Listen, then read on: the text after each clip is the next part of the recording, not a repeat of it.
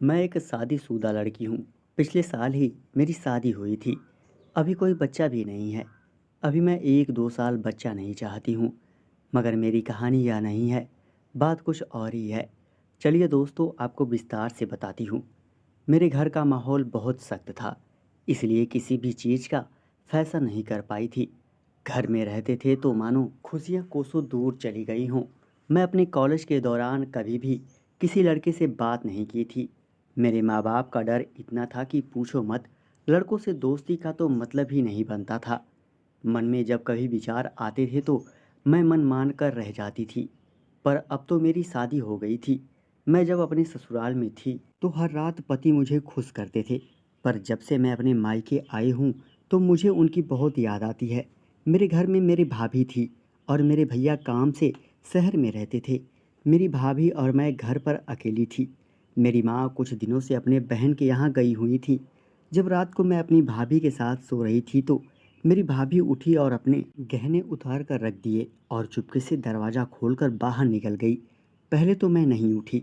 मैंने सोचा बाथरूम गई होंगी, आ जाएंगी। पर जब मुझे शक हुआ कि घर का मेन डोर खुला तो मैं भी तुरंत उठ गई और भाभी का पीछा किया। मैंने देखा मेरी भाभी तो खेतों की तरफ जा रही थी। मैं भी भाभी के पीछे पीछे चुपके से चली जा रही थी। मेरी भाभी खेत पर बने एक ट्यूबवेल के कमरे में चली गई। यह देखकर मैं दंग रह गई। मैं समझ गई कि वो कोई गलत कदम उठाने जा रही हैं। मैं भी कमरे के दरवाजे तक पहुंच गई, पर दरवाज़ा अंदर से बंद था। मैंने कान लगाकर सुना तो पता चला अंदर एक मर्द है। वह मर्द कौन था यह मुझे नहीं पता था। तभी अचानक से दरवाज़ा खुला और मुझे अंदर खींच लिया। अंदर जाकर देखा, वह जो मर्द था वह हमारा नौकर था। तभी मेरी भाभी बोली, अब जब तुम्हें पता चल ही गया है तो तुम भी करवा लो, बहुत मज़ा आएगा। और वैसे भी यह कोई गैर मर्द नहीं है, यह हमारा नौकर है। जब तुम्हें मन करेगा तभी यह तुम्हारे साथ करेगा। इतना कहकर भाभी ने मुझे नीचे लिटा दिया और रामू को करने को बोला।